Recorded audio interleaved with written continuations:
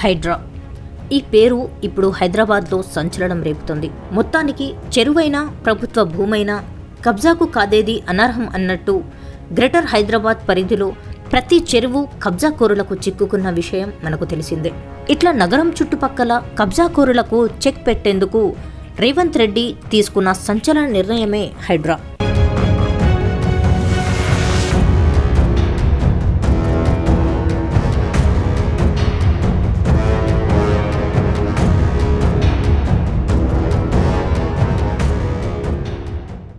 హైదరాబాద్ కావచ్చు, సికింద్రాబాద్, రంగారెడ్డి నగరాల పరిధిలో ఆక్రమణకు గురైన ప్రభుత్వ భూములు ఏవైతే ఉన్నాయో రక్షించడమే కాకుండా కబ్జాకోరుల వెన్నులో వణుకు పుట్టిస్తోంది హైడ్రా.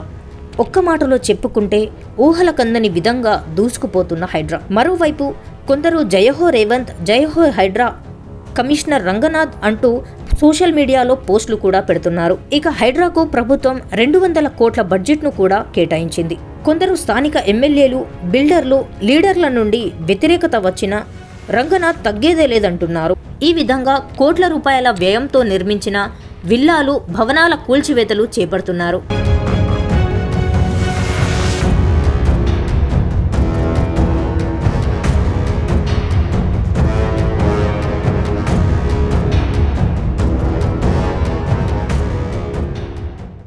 ఇదిలా ఉంటే హైడ్రా విషయంలో రాజకీయ రగడ పీక్లోకి వెళ్ళింది. జన్వాడ ఫామ్ హౌస్ తెరపైకి రావడంతో ఆ ఫామ్ హౌస్ తనది కాదంటూ కేటీఆర్ అయితే క్లారిటీ ఇచ్చారు. అక్కడ ఎవరెవరి ఫామ్ హౌస్లు ఉన్నాయో చిట్టా చదివి వినిపించారు. నాకంటూ పాపం కొంతమంది మీడియా మిత్రులు కూడా తెలియదు. మీరు కొండలరెడ్డి మాయలో, రేవంత్ రెడ్డి మాయలో ఉన్నారు కొంతమంది. మీకు నేను చెప్తాను, వాళ్ళు ఎవరో మీరే అనుకోండి, నేను చెప్పాల్సిన అవసరం. ఈ మాయలో ఉన్న వాళ్ళు ఎవరైతున్నారో నాకంటూ ఏ ఫామ్ హౌస్ లేదు, స్పష్టంగా చెప్తా ఉన్నా. నా మిత్రుడు ఒక ఆయనకి ఫామ్ హౌస్ ఉంటే నేను లీజ్ మీద తీసుకున్నమాట వాస్తవం. 7 ఏళ్ళ నుంచి లీజ్ మీద ఉన్నమాట వాస్తవం.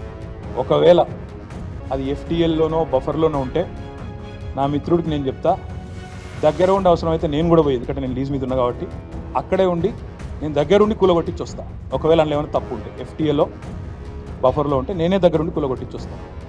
కానీ నేను కాంగ్రెస్ ప్రభుత్వాన్ని ఒక మాట్లాడుతాను, సరే ఏమైనా తప్పుంటే కూలగొట్టండి, నో ప్రాబ్లం, కూలగొట్టండి, దానిలో నష్టమేం లేదు, వెల్కమ్. మంచి జరుగుతున్నప్పుడు అందరం ఆహ్వానించాల్సింది. కానీ నేరుగా అక్కడి నుంచి బయలుదేరి నాతో పాటు రండి మంత్రులు, పెద్ద పెద్ద కాంగ్రెస్ లీడర్లు, ఎఫ్టీఎల్లలో బఫర్లలో కట్టిన రాజభవనాలు నేను కూడా తీసుకొని మీ అందరూ కలిసిపోదాం. నాతో పాటు మీరు కూడా రండి మీడియా, నేను దగ్గర నుండి తీసుకొని పోతాను. నిన్న మొన్నటి నుంచి నేను కూడా చూస్తూ ఉన్నా సోషల్ మీడియాలో ఎట్లా బ్రహ్మాండంగా జూములు పెట్టి మరీ తీసినారు. గూగుల్ ఎర్త్తో, అది గూగుల్ మ్యాప్స్ ఏందో కానీ చాలా చక్కగా పెద్ద పెద్ద కాంగ్రెస్ నాయకులు పేర్లు చెప్పమంటారా? రెవెన్యూ మంత్రి గారు పొంగులేటి శ్రీనివాసరెడ్డి గారు, తర్వాత కేవీపీ రామచంద్రరావు గారు, ఆ తర్వాత పట్నం మహేందర్ రెడ్డి గారు ఎఫ్టీఎల్లో, తర్వాత ఎవరున్నారబ్బా సుఖేందర్ రెడ్డి గారు కౌన్సిల్ చైర్మన్ గారు, తర్వాత మన ఉన్నారు మధు యాష్కి గారు, ఇంకా చాలామంది ఉన్నారు. ఇంకొకటి కూడా ఉంది, రేవంత్ రెడ్డి గారిది కూడా 7 ఉందో నేను చూపెడతాను. మాటకు ముందు, మాటకు మధ్య, మాటకు చివర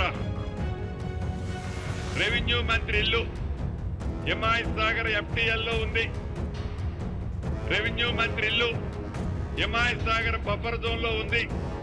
రెవెన్యూ మంత్రి ఇల్లు ఎట్లుంది అట్లుంది అని ఆనాటి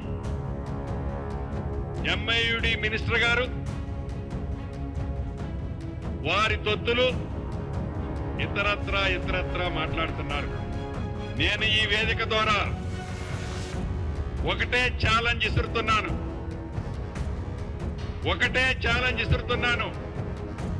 మీరు ఎంఐయుడి మినిస్టర్గా సుమారు 6-7 సంవత్సరాలు పనిచేశారు.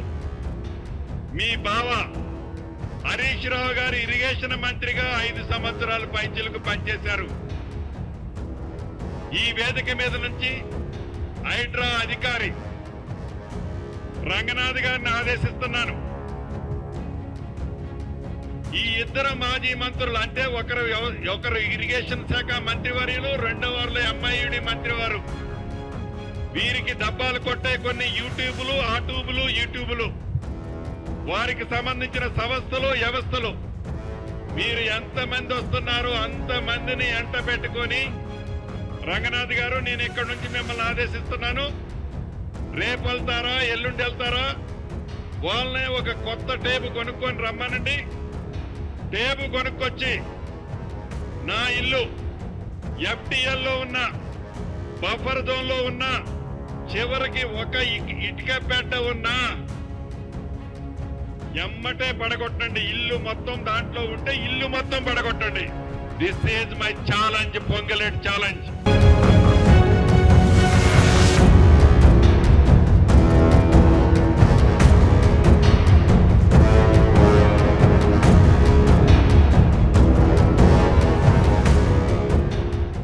ఇప్పుడు తాజాగా హీరో అక్కినేని నాగార్జునకు హైడ్రా షాక్ ఇచ్చింది. ఆయనకు సంబంధించిన కన్వెన్షన్ను కూల్చివేసింది. దాదాపు 3.5 ఎకరాలు కబ్జా చేసి కన్వెన్షన్ను నిర్మించారని అధికారులకు ఫిర్యాదులు వచ్చాయి. తెలంగాణ ముఖ్యమంత్రి రేవంత్ రెడ్డి హైదరాబాద్ పరిధిలో అక్రమ నిర్మాణాలను అడ్డుకునేందుకు హైడ్రాను ఏర్పాటు చేశారు. చెరువులను రక్షించడం, విపత్కర పరిస్థితుల్లో నగరానికి అండగా ఉండడం హైడ్రా ప్రధాన లక్ష్యాలు.